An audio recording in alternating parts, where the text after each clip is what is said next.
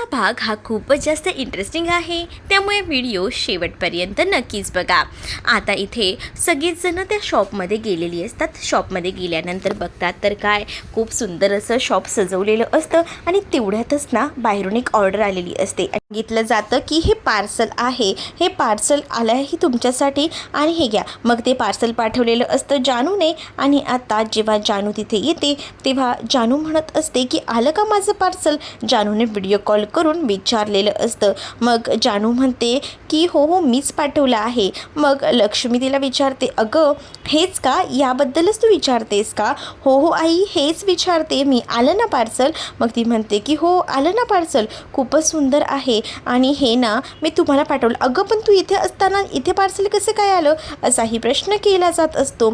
ते काय ना आपण कुठेही असलो काही असलो ना तरीसुद्धा असं पार्सल पाठवू शकतो। म्हणजे मला असं वाटलं होतं की ते पार्सल फक्त आपण असं किराणा सामान वगैरे करू शकतो की काय, पण हे असंही होऊ शकतं का। मग आता ती म्हणते की हो, तुम्हाला काय वाटलं तेवढंच होऊ शकतं का, नाही नाही, आपल्याला ज्या गोष्टी हव्यात ना ते आपण डायरेक्टली मागवू शकतो कसंही आणि कधीही। मग आता हे सगळं ऐकूनच ना खूप जास्त आनंद इथे असणाऱ्या या लक्ष्मीला होत असतो। म्हणजे लक्ष्मी आधी विचारच करत असते, तिच्या डोक्यात काही ना काही शिजत असतं। त्यातच आता हिला हे सगळं काही कळतं, त्यामुळे ती आता खूप जास्त खुश असते। त्यानंतर आता पाहायला मिळत असतं की जानू जे आहे ती म्हणते की चला मी फोन ठेवते आणि असं बोलून आता जानूने फोन ठेवलेला असतो। जानू जेव्हा आता फोन ठेवते तेव्हा मात्र आता लक्ष्मी म्हणत असते की माझ्या डोक्यात ना एक युक्ती आलेली आहे। म्हणजे बघा तुमचं तर हा बिझनेस सुरूच आहे, पण त्यामध्ये जर आपण असं केलं तर बघा हां, आपण या सगळ्या गोष्टींना व्यवस्थित डिवाईड करूया। म्हणजे कसं बघा, आज एवढा आनंदाचा दिवस आहे, मग आपण ह्या सगळ्या सुविधा ज्या आहेत त्या ऑनलाईनसुद्धा करूया की, म्हणजे ऑनलाईनही सगळ्या काही गोष्टी नीट होतील आणि एकदा का सगळ्या काही गोष्टी नीट झाल्या ना की आपल्याला हवं ते तसं काही करता येईल, असंही आता त्यांचं ठरत असतं।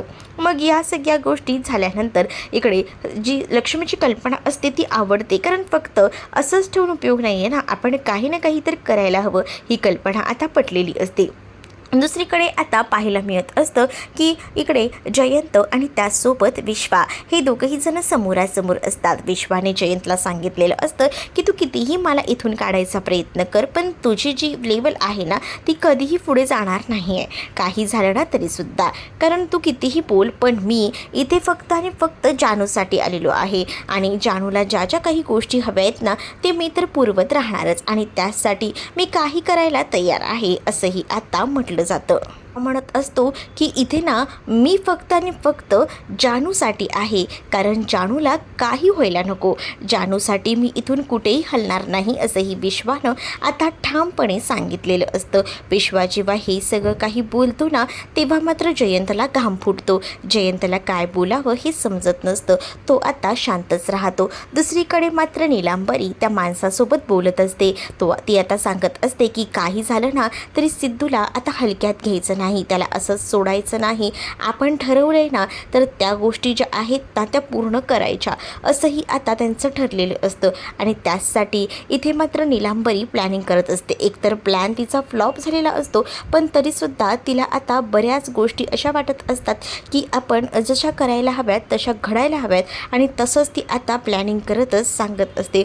जेव्हा आता या सगळ्या गोष्टी ती सांगते ना तेव्हा मात्र त्या दोघांचं कन्व्हर्सेशन होत असतं। नेमकं आता इकडे असणाऱ्या भावनाला थोडा डाऊट आलेला असतो, म्हणजे भावनाला ना झाडांना पाणी घालायचं असतं।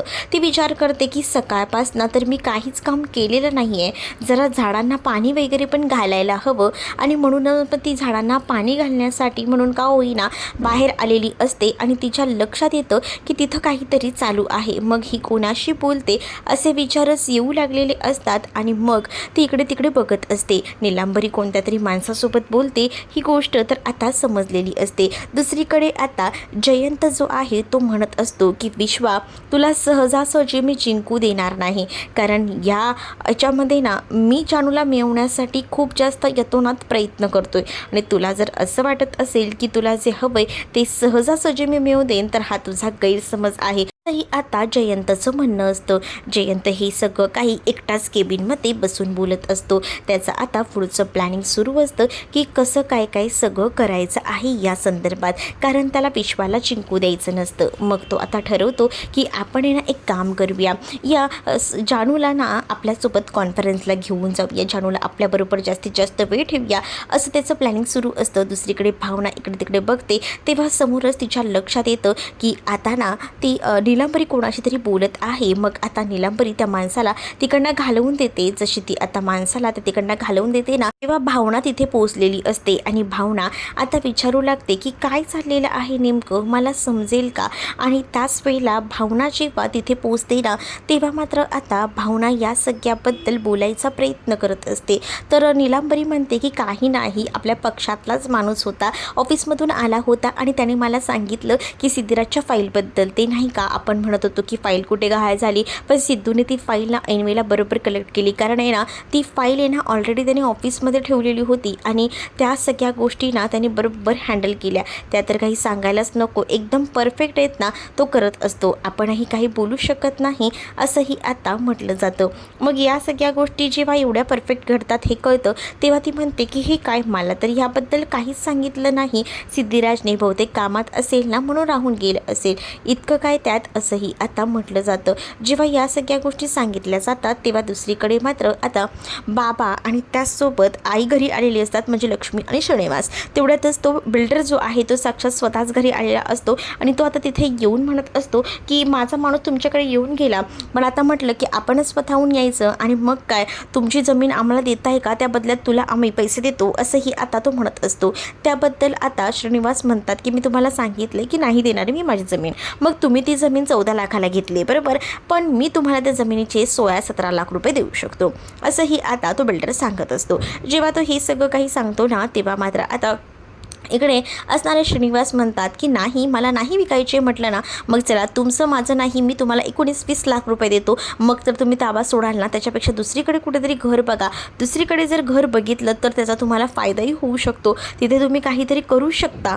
श्रीनिवास सरळ सरळ नकार देतात. श्रीनिवास म्हणतात की सॉरी, पण मी तुम्हाला स्पष्ट सांगितले की मी माझी जमीन विकणार नाही आहे, जरी तुम्ही त्याचे करोड रुपये दिले ना तरीही नाही विकणार आहे मी ती जमीन, असं सरळ आणि स्पष्ट आता सांगून टाकलेलं असतं. तर दुसरीकडे मात्र आता लक्ष्मी तर आता श्रीनिवासांकडे बघत असते, कारण तिला असं वाटत असतं की जे काही आहे ते तेच बघून घेतील, तेच हँडल करतील या सगळ्या काही गोष्टी, आणि त्यामुळेच ना या सगळ्या गोष्टी हँडल करत असतात. मग आता तो माणूस म्हणतो की बघा, मी माझा जे काही आहे ते तुम्हाला सांगितले, पुढचा निर्णय तुमचा आहे, म्हणजे तुम्ही जो काही निर्णय घ्याल तो मला मान्य असेल, तुम्हाला वेळ तर मी दिली आहे, मग विचार करा तुम्हीही, असंही आता म्हटलं जातं.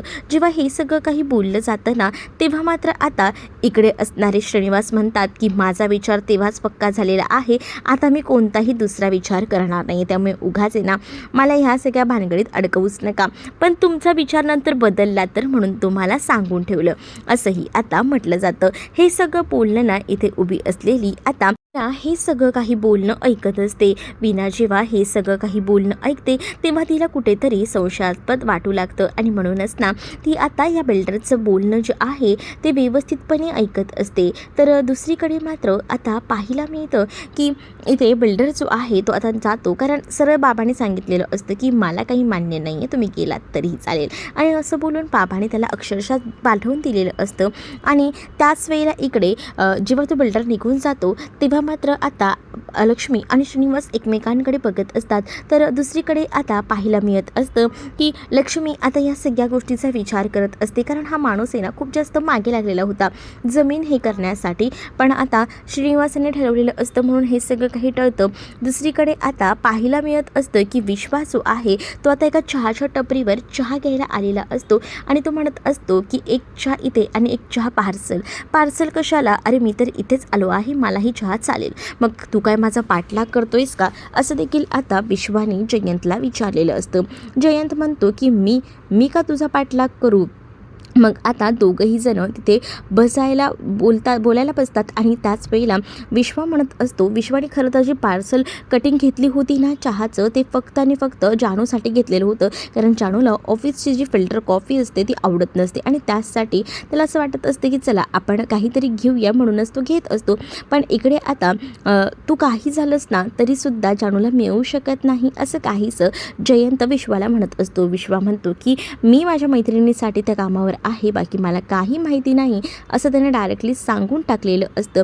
मग इकडे जो जयंत आहे तो म्हणतो की बघ तुला सांगू का, सगळं काही ना माझ्याच बाजूने आहे बघ. आधी तू एक विचार कर की या सगळ्या गोष्टींचा म्हणजे सरळ आणि सोपा विचार कर. म्हणजे आधी तू सुद्धा म्हणत होतास मला की तुझ्याबरोबरच ती राहणार आहे, पण नियतीने काय घडवलं, शेवटी तिची मेमरी गेली आणि तिला माझ्याबरोबर राहायला यावंच लागलं. आणि आता पण बघ ना, ती माझ्या कंपनीत माझ्या जवळ आहे, त्यामुळे ते माझ्यापासून लांब जाऊ शकत नाही. दुसरीकडे आजीलासुद्धा सत्य सांगायला सांगत होतास तू, पण आजीचासुद्धा आवाज आता फुटत नाही आहे. मग देवाच्या मनात जे आहे ना तेच आता अक्षरशः घडते, ह्या तर मला गोष्टी समजत आहेत. त्यामुळे ना देवाच्याच मनात आमच्या दोघांची गाठ बांधली गेलेली आहे. आम्हा दोघांना ना वेगळं कोणीही करू शकत नाही, अगदी तू सुद्धा नाही, असं देखील आता जयंत जो आहे तो विश्वाला बोलत असतो. विश्वा मात्र आता त्याचं बोलणं ऐकतच राहतो. दुसरीकडे भावना आता आजींना गोळ्या वगैरे देत असते. आजी गोळी खाते, पण अचानकपणे ना आता भावनाला चक्कर येऊ लागते. भावनाला चक्कर जशी येते तशी आता भावना खाली पडणार, तेच तिला आता आजी सावरते.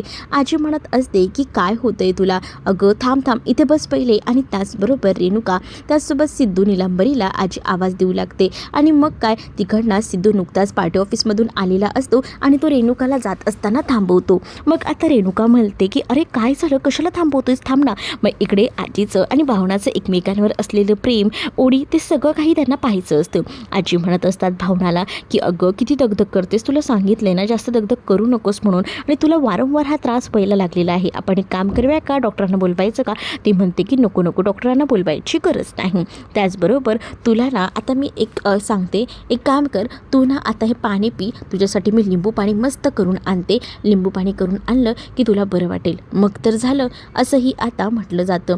जेव्हा आता या सगळ्या गोष्टी बोलल्या जातात तेव्हा मात्र आता इकडे भावनाही चकित होते. भावना म्हणत असते की तुम्ही माझी किती काळजी घेत आहे, मग काय झालं, तू आमच्या सगळ्यांची काळजी घेतेस तर मी काळजी घेतली म्हणून काय झालं. मग आम्हाला इथे हे सगळं पाहिलं बघितल्यानंतर इथे रेणुका आणि सिद्धू खूप जास्त खुश असतात. सिद्धू म्हणत असतो की आज मी कोणता दिवस अनुभवतोय, काय बघतोय हे सगळं, म्हणजे माझ्या डोळ्यांवर विश्वास बसत नाही आहे, कसलं कमाल होतं आहे हे सगळं, असंही तो आता म्हणून रेणुकाला सांगत असतो. रेणुका जी आहे ती मात्र आता सिद्धूकडे पाहून हसत असते आणि रेणुका म्हणते की खरं तर ना मी तुला सांगू का, हे सगळं जे काही होतं आहे ना ते फक्त आणि फक्त ना भावनाच्या चांगुलपणामुळे होते, भावनाने स्वतःच्या चांगुलपणामुळे सगळ्यांचंच मन जिंकलं आहे, असंही ती आता म्हणत असते. निलांबरीला मात्र राग येत असतो, कारण निलांबरीला या घरात कोणीही किंमत देत नसतं, मुळात येत नाही. ह्या सगळ्या ज्या काही गोष्टी असतात ना त्या निलांबरीला आवडतच नसतात, कारण आजीच्या गुडबुक्समध्ये आता बरोबर ही भावना जी आहे ती आलेली असते. दुसरीकडे आता जानू काम करत असते, तेवढ्यातच तिकडे आता जयंत तिच्यासाठी चहा वगैरे घेऊन आलेला असतो. जयंत जेव्हा चहा घेऊन येतो तेव्हा मात्र आता जानू म्हणत असते की मला नको आहे हा चहा. मग जानूला तो म्हणतो की का चहा नको आहे, पी ना. मग ती म्हणते की मला जो ऑफिसमधले जो फिल्टर कॉफी असतात त्या वगैरे सगळं काही मला आवडत नाही. मग आता तो म्हणतो की ठीक आहे ना, पण एकदा चहा पिऊन तरी बघा. मग आता जानूला तो चहा घ्यावाच लागतो. जानू म्हणत असते की ठीक आहे आणि म्हणते की हे तर चहा जो आहे तो टपरीवरचा आहे, मला वाटलं होतं की हा जो चहा आहे तो आपला इथलाच आहे की काय, बरं झालं हा तुम्ही आणलंत माझ्यासाठी ही चहा, असंही आता ती म्हणत असते. मग तुम्हाला जे हवं ते तर मी बरोबरच आणणारच ना, काय आहे ना आपल्याला आता सवय झालेली आहे ना की तुमची ही मला कशी सवय झाली की तुम्हाला काय आवडतं काही नको, आणि शेवटी आपल्या कंपनीत काम करणाऱ्या क्लायंटला ज्या गोष्टी आवडतात त्या तर करायला हवं. मग आता ती म्हणते की मी कॉन्फरन्सची तयारी पूर्ण केलेली आहे, मग त्याच वेळेला कॉन्फरन्ससाठी तुम्ही मला प्रेझेंटेशन कोणतंही देऊ नका, कारण तुम्हाला स्वतः ते प्रेझेंटेशन द्यायचं आहे, तुम्हाला माझ्यासोबत कॉन्फरन्सला यावं लागेल, असं देखील आता तो सांगत असतो. आणि हे सगळं ऐकूनच ना इकडे जानूला धक्का बसतो. दुसरीकडे विश्वाने सुद्धा आता हे सगळं बोलणं ऐकलेलं असतं. तर इकडे मात्र आता भावना आणि सिद्धू जे आहेत ते रूममध्ये बसलेले असतात. त्याच वेळेला सिद्धू भावनाला म्हणत असतो की वरच्यावर तुला सारखी चक्कर येते, मी 2-3 दिवस बघतोय, त्यापेक्षा आपण एक काम करूया का, आपण आपण डॉक्टरांना हे सगळं काही दाखवूया का. पण ती म्हणत असते की नको, खरंच काहीच गरज नाही डॉक्टरांना दाखवायची, वाटेल मला बरं. मग आता तुला बरं वाटतंय ना, खरं खरं सांग, वाटतंय ना बरं. मग ती म्हणते की हो वाटतंय मला बरं, काय इतकी काळजी करताय, असंही ती आता म्हणत असते. त्याच वेळेला आता दुसरीकडे भावना म्हणत असते की तुमचं काय काम चालले, कसं चालले. तो म्हणतो की चल आता ना आपण दोघंही जण एक गेम खेळूया, मी तुझ्या ना पायाला काहीसं असं हे करतो, मग तू त्याच्यावर ना मला सांग की नेमकं तुला काय होते, काय तुला ओळखायचं आहे, मी काय लिहितो आहे ते. हा तर गेम आपण आपल्या आनंदीसोबत खेळतो ना, मग आता माझ्यासोबत हा गेम खेळत आहे. हो हो, आपल्याला हा गेम खेळायचा आहे, चल मग चालेल ना, खेळूया ना आपण हा गेम, असंही त्यांचं डिस्कशन होतं. मग आता त्यांचं ठरतं की चला आपण हा गेम वगैरे खेळूया. मग आता तो गेम खेळायचं त्यांचं ठरलेलं असतं. मग तो पायावरतीच्या एक एक शब्द जो आहे तो लिहित असतो आणि मग पायावरचा तो शब्द इकडे मात्र तिने अचूक ओळखलेला असतो. म्हणजे पायावर ना त्याने आय लव्ह यू असं काहीसं लिहिलेलं असतं आणि ते बघूनच ना ती मात्र म्हणते की अच्छा तुम्ही तर आय लव्ह यू, ते एवढंच तुम्हाला हवं होतं तर डायरेक्ट बोलायचं होतं ना, मी असंच तुम्हाला आय लव्ह यू बोललीच असते की. मग आता त्या दोघांचे छान कन्व्हर्सेशन होत असतं. त्यातच आता सिद्धू जो आहे तो भावनाच्या बाजूला येऊन झोपतो. तर तुम्हाला हा भाग कसा वाटला हे नक्कीच मला कमेंटमध्ये सांगा आणि अशाच नवनवीन भागांसाठी आपल्या चॅनललासुद्धा सबस्क्राईब करायला विसरू नका. चला तर मग भेटूया पुढच्या भागामध्ये. तोपर्यंत टाटा बाय. व्हिडिओ आवडला असेल तर व्हिडिओला लाईक करायला विसरू नका. चॅनलवर नवीन असाल तर चॅनलला सबस्क्राईब नक्कीच करा. चला तर मग भेटूया पुढच्या भागामध्ये. तोपर्यंत टाटा बाय.